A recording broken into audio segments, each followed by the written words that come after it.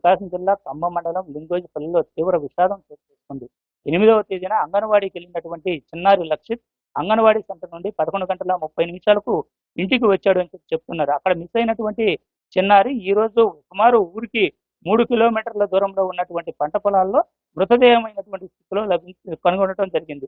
అయితే ఆ పొలంలో ఉండేటువంటి మహిళ పని చేసుకోవడానికి వెళ్ళి అక్కడ మృతదేహాన్ని చూసి కూడా గ్రామస్తులతో పాటుగా కూడా మిగతా పోలీసులకు కూడా సమాచారం ఇవ్వడం జరిగింది. మనమైతే ఇప్పుడు లక్షిత్ వాళ్ళ ఇంట్లో ఉన్నాము. లక్షిత్ వాళ్ళ ఇంట్లో వాళ్ళ కుటుంబ సభ్యులు మొత్తం కూడా బోరున వినిపిస్తున్న పరిస్థితి ఉంది. చిన్నారి కనీసం మాటలు కూడా ఇది కావాలి అని అడగలేని స్థితిలో ఉన్నటువంటి ఆ చిన్నారిని అలా చంపడానికి ఎలా మనసు వస్తుందని చెప్పి వాళ్ళందరూ కూడా తీవ్రంగా బాధపడుతున్నటువంటి పరిస్థితిని మనం ఇక్కడ చూడొచ్చు. మనతో పాటు వాళ్ళ అమ్మమ్మ ఉన్నారు. ఆమెను అడిగి తెలుసుకుందాం. అమ్మ, దీనికి సంబంధించి మీరు ఏమనుకుంటున్నారమ్మా? మీ బాబు ఎప్పుడు కనపడలేదు, ఏమైంది? మా బాబు ఉదయం 8వ తారీఖు ఉదయం 9:30కు నా కూతురు బల్లె చేపించింది సార్. బల్లె ఆయమ్మకి చెప్పి కూర్చోబెట్టి వచ్చింది. మళ్ళా నాకు ఫోన్ చేయి, ఏమన్నా అయితే నాకు ఫోన్ చేయి, నేను వచ్చి నా కొడుకుని తీసుకుంటానని చెప్పింది. తర్వాత వాళ్ళు పట్టించుకోలేదు సార్. 1:30 దాకా నాకు 1:30 అప్పుడు అన్నం ఎత్తుకొని పోయింది నా కూతురు.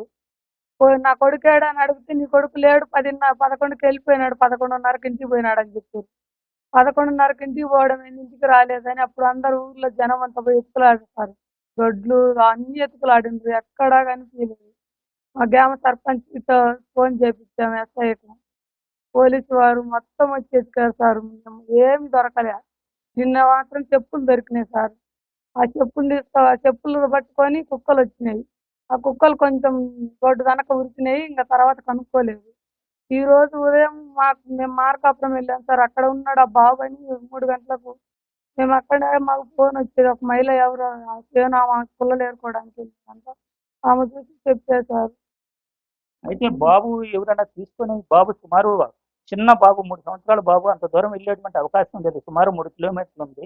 ఈ ఎవరైనా చేసుంటారని అనుమానం సార్.